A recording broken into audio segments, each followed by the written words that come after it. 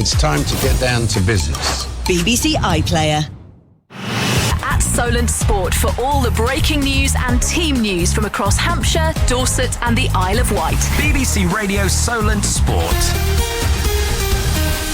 Okay, so joining me right now, we have Will Dawe, the Saints Archive founder. Will, welcome to the show tonight. And first question to you, do you feel the nerves tonight? Saints away at Anfield in the FA Cup? No, not really. To be quite fair, I've been enjoying the run of results up till recently with our unbeaten run in the Championship. So a nice little cup run's a little bit of a distraction, I do find. But it's Liverpool. It's away. They're a team in form.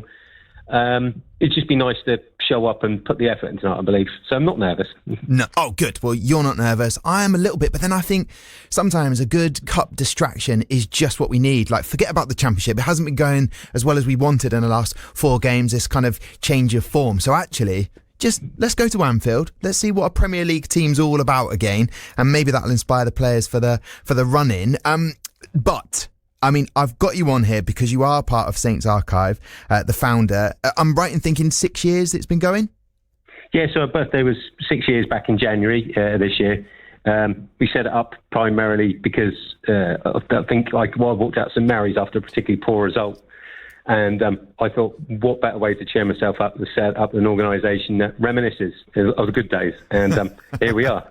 That's just because sometimes, even when I was watching the game against Millwall at St Mary's, I left there thinking, I've got to remain positive. I've got to remind myself that, yes, that's not the result I wanted, but there's been so many brilliant times. So what a fantastic thing you've done. And it's been received well from other Saints fans?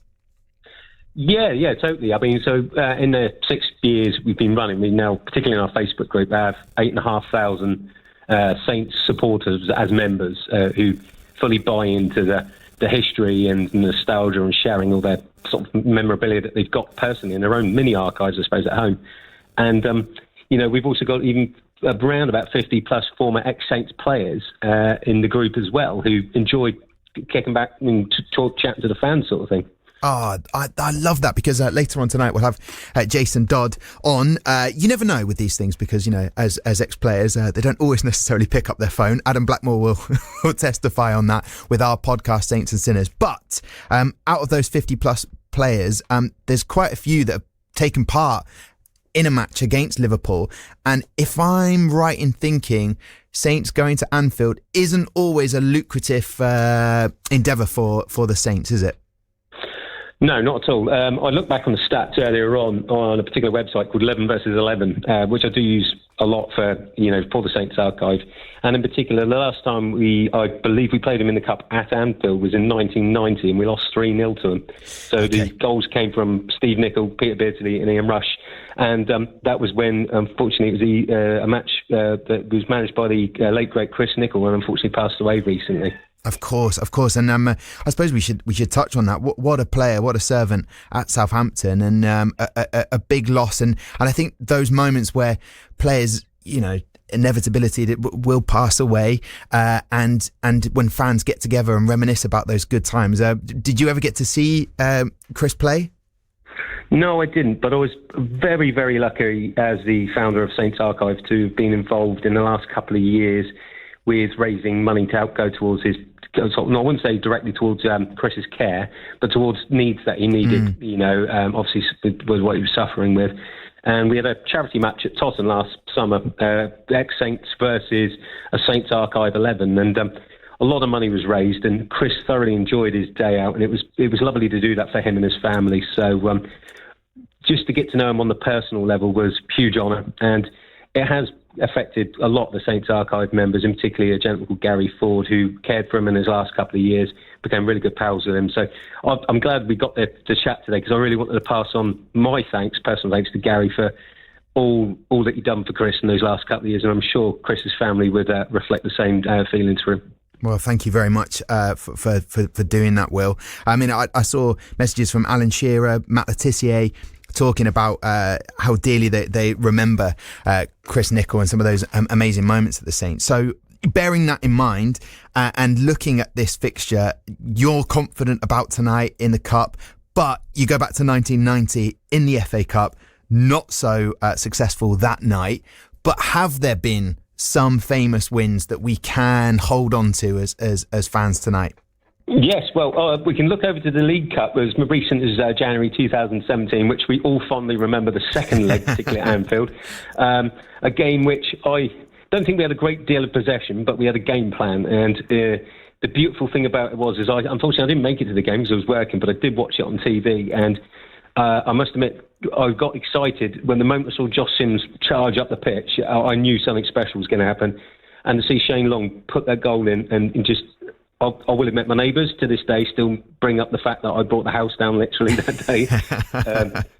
It was obviously taken us to our first League Cup final since 1979. Oriol Romeo had the match of his life. He even got man of the match that. So it was a superb, special evening, that one. And to do it in their own ground as well was phenomenal. Yeah, we'll reflect on that goal a little bit later on. A fan will be joining us who was there at Anfield, and I'm sure that was just... I mean, even watching it back, and I'd have to admit, I've watched it several times, it's the goosebumps, it's that feeling. It's Adam Blackmore. We'll hear back from him in a moment as well, but just everything. It was Claude Puel, the whole bench erupting, because it doesn't happen often to go to Anfield and to get a victory, but what a night that was. And going further back, we'll be talking to Jason Dodd. I'm pretty sure he was part of a successful team that won at Anfield. Yeah. I mean, I'm sure he'll bring up. I'll have some happy memories about that. Particularly in the FA Cup, though, I've got a fact that club historian Duncan Holly did actually bring up in the Saints Archive group on Facebook earlier today. So many thanks to Duncan Holly. He said that the last time the Saints eliminated Liverpool from the FA Cup was the 7th of March 1925, albeit a game at the Dell. So it's, with all these record-breaking things going on this season, with the 25 unbeaten, I reckon that could be an omen that we could just do it this year. It's good. As long as there's an omen that works with us, we'll hold on to that one. So 1925 is the last time an FA Cup victory against Liverpool. Is that roughly what you're saying there? Yeah, it was the last time we managed to knock them out of the FA Cup, so it's been a while. Well, we're due a win, aren't we then? In that case. All right, so there's that, a few other games. It's interesting because anyone listening now across the South Coast who thinks, what's the connection between Liverpool and Southampton? There's been for a fair few years, Southampton have been known as the feeder team. A lot of players have signed for Liverpool, and there's been a few gone the other way. Let's look at that for a second. What players stand out for us, Will? Well, the ones that have come in for us have been the likes of, obviously, the local lad, or localish lads, I say, Danny Ings. Came in initially for a loan with us and then stayed on a permanent transfer to the end of his contract before moving on to pastures new, for whatever reason he wanted to do that.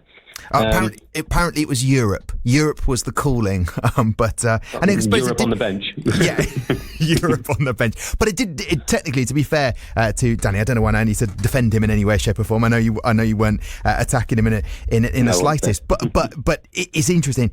West Ham, again, a bench sort of player, but what a player he was. He came on loan right from Liverpool and began to produce those goals that were vital in staying up that season. Oh, yeah, completely. And I mean, over the COVID lockdown period as well, when we had the games all closed house sort of thing, that 1-0 win at St Mary's against Liverpool, where he scored the only goal, and Ralph broke down onto his knees and had a tearful moment. I think probably because he was beating Klopp, which is something I believe that it was a personal goal of his, is to be kind of like his mentor, the guy he aspired to be, sort of thing. So it was lovely to see, albeit on TV because we weren't allowed to go to the game. But Danny, he produced some magic. He did what he was employed to do at the club, and that was score goals, and he scored a lot of them. And it's essential that, for those years that we needed to possibly stave away relegation, he made the difference, along with a few other notable inclusions from other teammates. But his goals helped. I've also got Minamino as well. I was a lone player, came on into us from Liverpool. I believe he only stayed 1 season though, but he contributed bits as well. Obviously, we've got the outgoings as well. Do you want to cover them as well? There's a lot of Will, them. there are a lot. You've read my mind. What do you think it is as a Saints fan? Why were so many players wanted by Liverpool? Did they play a particular style? I guess that was like, oh, that player will do perfectly for us, or just the pure talent of the players. Do you reckon? Multitude of everything, really. obviously, for the likes of Adam Lallana, it was obviously an academy player who shone all the way up through the leagues until we got back to the Premier League. And then Liverpool at that point obviously saw something that filled what potential they need and brought him in. There's also our good talent spotters as well within the club. So like the likes of Virgil van Dijk, Sadio Mane, these sort of players that were overlooked maybe by the bigger clubs, but we, with our homework and our efforts, managed to source these players on a lower price, sell them on inevitably for huge amounts of money. You probably remember, Tom, we go back to those years when we were selling half the team to Liverpool. Liverpool were referred to as Liverhampton FC, I believe. I love that. Liverhampton, and I tell you what, the game tonight with Liverpool and their cup success and how many youngsters they've got, it's fascinating to see. With so many injuries that Liverpool have, there's a real opportunity for Southampton. But just the ability that they have as an academy to bring these players through and win a cup competition. Are there any other players that stand out for moving from Southampton and the grass down here to the greener grass of Liverpool? Yeah, one notable one as well, and we all consider him a legend down there on the south coast, the one and only Ricky Lambert. Didn't quite work out for him at his hometown club, but I don't think a lot of Saints fans actually minded him going there because, he wanted to wear his city colours. He got the chance to play for his boyhood club. We couldn't deny him that for pretty much what he'd done for Southampton, what he continues to still do because he's so very fond of us still. He went on. I believe he was meant to be like a backfield player for the likes of Suarez leaving and Balotelli misbehaving. He didn't perform as well as he should have or would have wanted to, which is a shame. But hey, if we all got to play for a boyhood club, then that's a success, I say.